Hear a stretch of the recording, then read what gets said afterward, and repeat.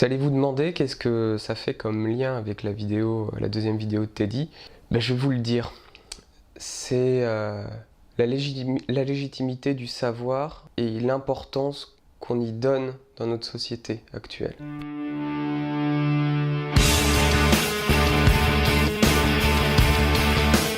Qu'est-ce qu'on pourrait entendre par légitimité du travail? Légitimité du savoir.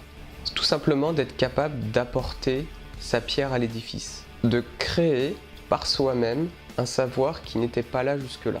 Je vous demande pas d'inventer une loi de la nature, mais de tout simplement apporter quelque chose de nouveau, que ce soit un fait existant qui passerait par votre biais de réflexion, ou bien une observation qui, toujours par votre biais de réflexion, vous amènera à l'élaboration d'une théorie, d'une réflexion, d'un savoir en fait.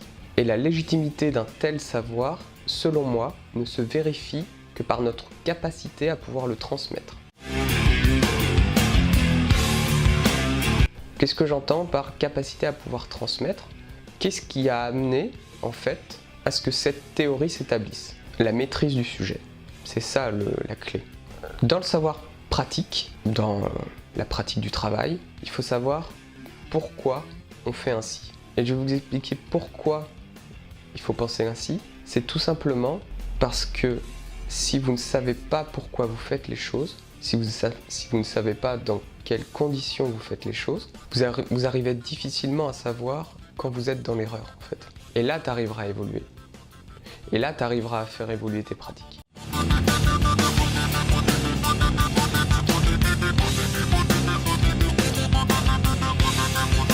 Quand Teddy il nous explique que, je sais plus le nom du youtubeur, je dois vous avouer, que machin, il est allé chercher en fait une source mot par mot pour se l'approprier et la retranscrire dans une vidéo.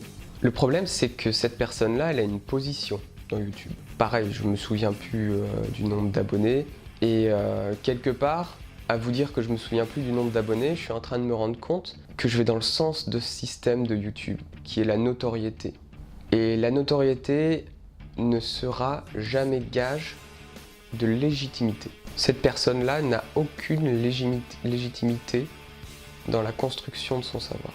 En fait, ce qui arrive sur YouTube, et c'est comparable, peut-être pas à la recherche scientifique à proprement dit, mais peut-être plus à l'investigation journalistique et au journalisme actuel. C'est la question de la notoriété. En fait, les gens n'en ont plus rien à foutre de ce que pense l'autre, de ce qui vient d'être dit.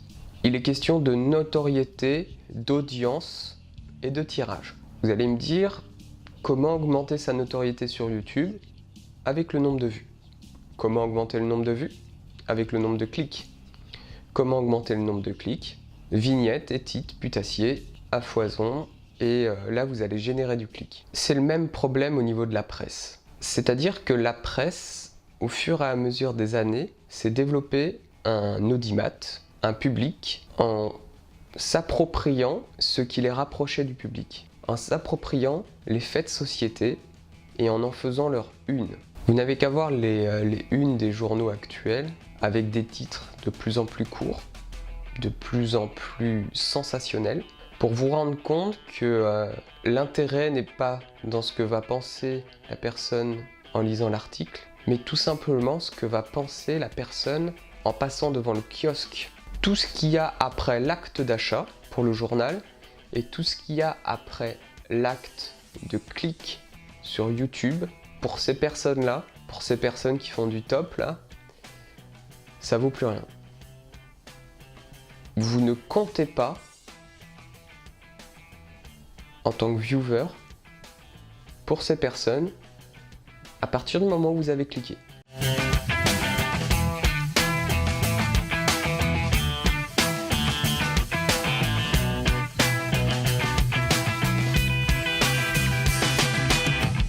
Vous pouvez vérifier ça, ne serait-ce que par le contenu de la zone commentaire sous ces vidéos. Je pourrais encore réfléchir bien longtemps sur ce sujet, et clairement la vidéo va être imbuvable au bout d'un moment. Je pense que déjà là, il restera pas beaucoup de monde à la fin de celle-là. Donc je vous remercie de m'avoir écouté jusque-là. Faites des vidéos, faites des articles, écrivez, pensez, lisez, et surtout, réfléchissez. Salut!